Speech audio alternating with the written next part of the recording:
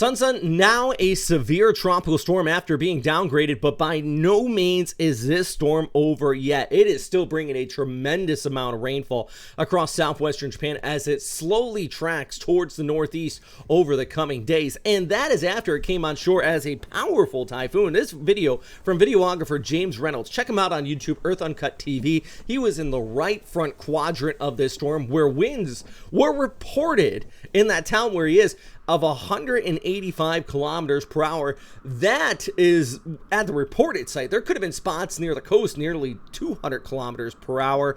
Now our attention is not just shifting from the rain though, or excuse me, from the wind. It is now over to the rainfall where, you know, we've seen reported sites in Miyazaki prefecture. Look at this, 813 millimeters in the past 48 hours, which blows my mind. The fact that this area is just prone for typhoons and heavy flooding, and this is what I was talking about when we were seeing this potential of this storm, because that's not even the record being 1,210 millimeters, but still a tremendous amount of rainfall across Miyazaki, Oita, Kagoshima prefecture, up and over 100 millimeters in a lot of these areas here. So let's break down this storm system. Where is it going now, and why is the flood threat still here? Because it's weakened, right? But I mean, look at the rain shield extending off towards the north and east. We're getting a little bit of dry air and some shear coming in from the south and west, so that's good news for places like Kagoshima.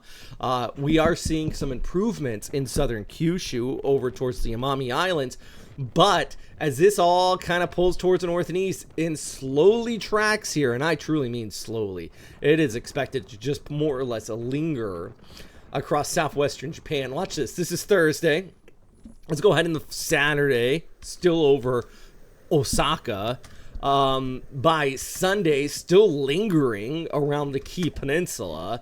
This is all still in southwestern Honshu. It is not until Tuesday over towards Wednesday do we start to see this kind of move a little bit towards the north and east. The good news, the GFS has backed off on that potential of this retrograding considerably. It still could linger here, even if it, for example, here with the ECMWF, if it lingers off the coast of Shikoku, it actually could re-intensify just a bit to a severe tropical storm, maybe a low-end typhoon.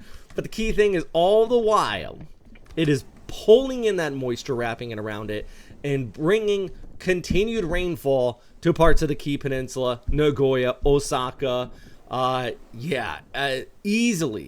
Easily an additional 500 millimeters, maybe even higher in some of the mountainous areas here as that moisture comes on shore is likely.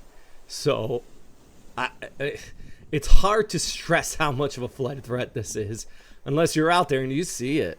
And I hope people are. Somebody actually wrote my comments, and thank you for watching the updates. But as I said, I was a little, surprised. It was a lot stronger than I thought. I think that's going to be the case with this one. Not only the wind, which is slow, especially for the inland sea, for places like Iwakuni, the wind is going to be there, but it's going to be the persistent rainfall over the course of several days, which I think is going to cause the biggest issue still in southwestern areas of Japan, especially southwestern Honshu and Shikoku here as we look ahead. But places like Tokyo, still going to be looking at rainfall even heading into the early part of next week. It's just persistent. So you could be looking at some urban flooding kind of pooling up here. All the while, you got our storm here. I have a separate update with more details on this, but the monsoonal flow, so make sure you watch the separate video if you're in the Philippines, is going to continue to get picked up as we get a new storm developing in the Philippine Sea, which could very well just enhance that monsoonal flow. Now, more than likely, it will move north to northeast, so I'm not worried about a typhoon moving onshore in the Philippines, but if that does take place, I'll be here updating all of you about what's happening here. And real quick, I'll just show you kind of what the GFS is showing with this storm system, since a lot of you are curious about that.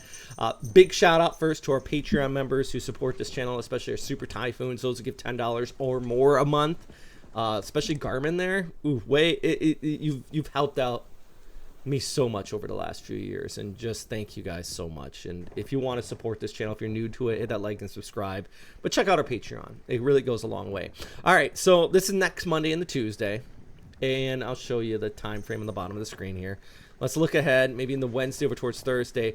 Looks like we kind of starting to see a storm develop off towards our north and east, and all the while that is happening, enhancing that monsoonal flow for Manila. So I think Manila could be looking at flooding next week, just because this enhancement, kind of like what we saw at Gami, could be developing, and once again, bringing that river of moisture out here and that just continued flow. So plenty to talk about over the coming days. Of course, I'll keep you posted not only on our storm system, our typhoon, severe tropical storm now, but the potential for a new typhoon in that enhanced monsoonal flow. So as always, thanks for watching. Stay safe out there. And yeah, thanks for all the support. Have a good day.